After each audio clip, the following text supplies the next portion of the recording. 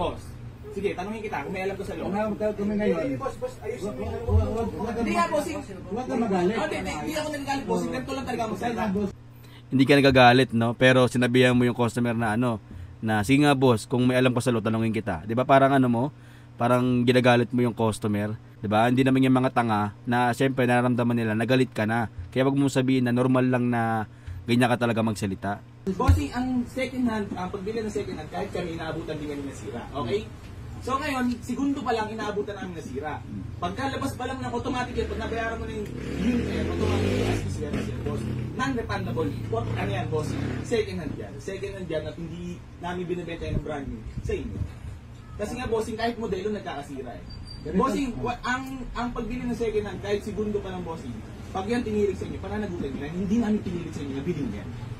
Tama? Galit pa kasi, di ba? Yung pagbayad namin. Bossing, wala na ako doon. Basta tayo, may kasulatan tayo. Lumabas kami. Hindi, bossing, ganito. Binalik agad namin kasi tumirik. Grabe no, kalalabas lang nila. Parang sabi ng lalaki, kalalabas lang namin tapos tumirik, bumalik sa kanila. Ganun kabilis lang. Wala man lang konsiderasyon guys, di ba?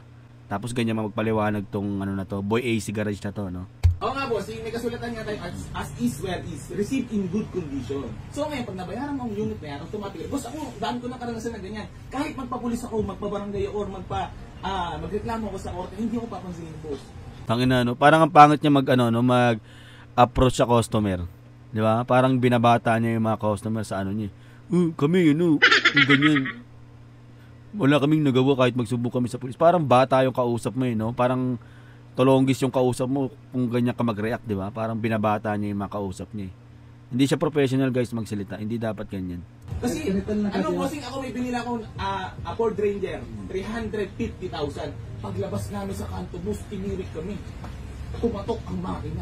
Wala kaming nagawa kahit magpabarangay. Bossing, yun nga hindi pinapaintindi nga ako sa inyo. Bilang siyempre, matanda na kayo. Alam nyo na yung tama't mali, boss. Ganito na nga lang, bossing. Kung gusto nyo is tutulungan namin kayo, check yung unit. Siyempre, kung may kailangan palitan ng pyesa, automatic, sa pala na. Kawawa naman talaga guys yung mga bumibili ng second hand, no? Okay lang naman sana kung umabot man lang ng 1 month, 2 linggo, pero yung parang kalalabas mo lang, siguro wala pang 1 oras, 2 oras, tapos tumirik na agad, tapos pagbalik mo, 'di ba? Ikaw na agad magpapalit ng pyesa. Sabihin na nating meron naman silang sinulat na parang waiver na, 'di ba? Pag ganun yung nangyari, sila talaga mag-shoulder. Pero 'di ba? Napakasakit noon, 'di ba? Binili mo yung sasakyan na paglabas mo lang mga saglit lang, tapos pagbalik mo may sira na agad. Then yung parts ikaw na magpapalit, 'di ba? Alam naman natin guys na medyo may kamahalan yung mga parts ng mga sasakyan, no? Yun na.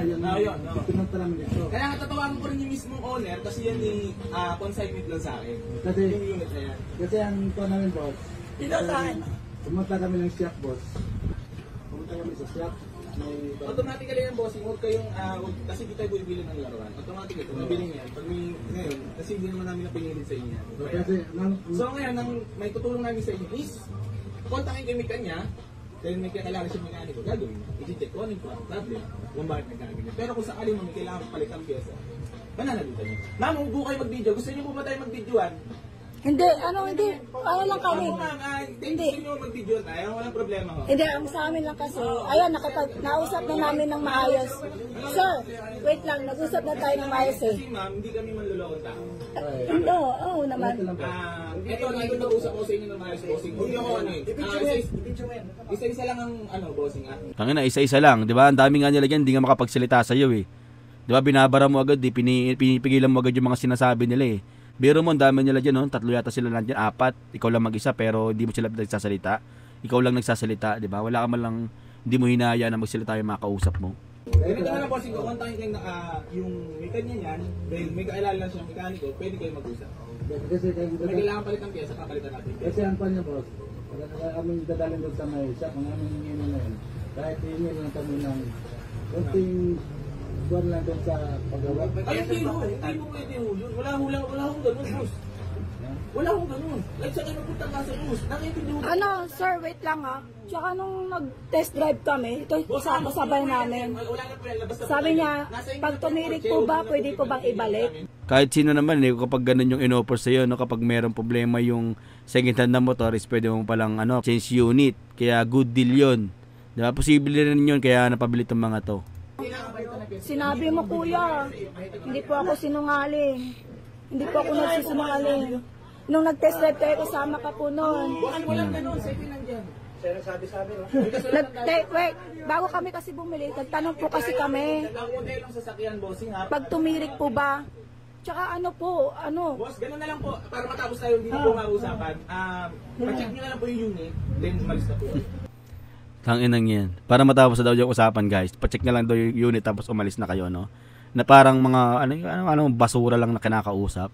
'Di ba? Pagkatapos makuha, guys, yung kailangan mo sa isang customer, yan, pero yung good service na sinatawag. Ito yung tinatawag, guys, na ano, yung after sales ba? Pagtapos ng sales, ano na ba kayo ng customer mo, 'di ba? Wala ka man lang bang konting konsiderasyon na hindi yung ganyan, no? Yung parang after mo makuha yung gusto mo sa customer, bahala na kayo. Pag naayos, na agad yan, pa-check natin yung unit mo, pag edi alis na kayo. Parang ganun, yung parang basura lang, no?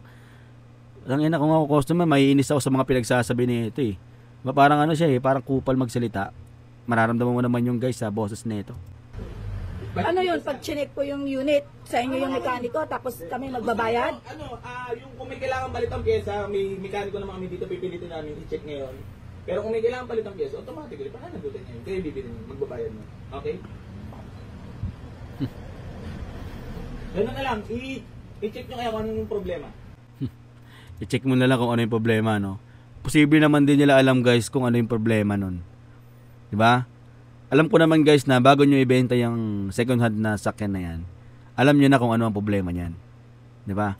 Siyempre, yung ano na yun, kumbaga, niremedyoan nyo lang, tapos pwede siya anytime masira. So, alam nyo yun. Kaya wag yung sabihin na check mo kung ano, parang alam din natin yung sira. Puwet mo, may hole, hindi ako naniniwala na hindi mo alam yung sira. So, yun, guys, napanood na nga natin tong video, no? Nag-react naman na tayo, pero sa akin lang, pag mga ganito kasi, guys, siyempre kailangan na ng konting maayos na pakikipag-usap sa customer, di ba? Hindi yung para kang pabalang kung magsalita. Una-una pa lang, di ba, sinabihan mo na yung customer, sige nga, sir, kung meron kang alam sa law, tanungin kita, di ba? Parang nagpo-provoke ka na. Dahil pagdating naman, guys, sa mga kalakalan na ganito, no, sobrang lugi talaga, guys, yung mga bumibili ng mga second hand na sakyan, di ba? Biro mo, meron kayong mga papeles na pinipirma, ganyan-ganyan. Tapos meron mga sabihin sa inyo na mabulaklak, tulad ng sinabi nito na kapag karoon nga daw ng problema yung sasakyan is pwede nga daw change ng unit. Pero 'di ba, binablock niya agad yung babae. Hindi nila pinapahaba yung usap tungkol doon. Ibig sabihin, may chance na totoo yung sinasabi nitong babae na to. No? Pero hindi na pinapahaba ni Boy Ace Garage dahil alam niya maaaring talagang magkaroon ng change unit nagkakaroon ng problema. Kaya hindi na niya pinapalala yun, di ba? Pero para sa akin, wala to, sablay to. Marami pa tong video, guys, na na mga nagrereklamo dito. Pero syempre, hindi ko na isa-isahin, no? Pero yun, comment down na lang kayo, guys, kung ano nga ba yung masabi nyo dito sa sa shop nito ni Boy Ace Garage. Bali, ito nga pala yung shop niya, guys. Yan yung shop niya. Yan, kayo na bahala, guys, sumusga, no? Kung gusto ba yung mga pinaggagawa nito, or kung bibili kayo ng mga second hand, guys, na sakyan, sige, bili kayo sa kanya. Tapos, after kung magkakaroon ng problema, ganyan din yung mangyayari sa inyo, di ba? Isipin mo na lang, kung kayo magkakaroon ng problema, yan yung sasalubong sa inyo na customer na service na tinatawag nila, di ba? Which is nakakainis tignan. Bilang isang customer talaga na naglabas ka ng malaking pera, tapos wala pang galang yung kausap mo, di ba? Hindi ka man lang bigyan ng konting konsiderasyon na parang kahit na parang papagaan sa loob mo, di ba?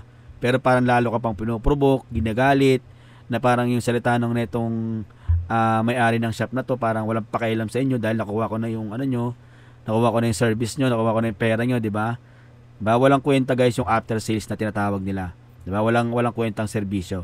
So, kayo na ngumusga, guys, mag-comment down na lang kayo dito. So, hanggang dito na lang muna tayo, guys. Salamat sa inyong panonood. Peace out.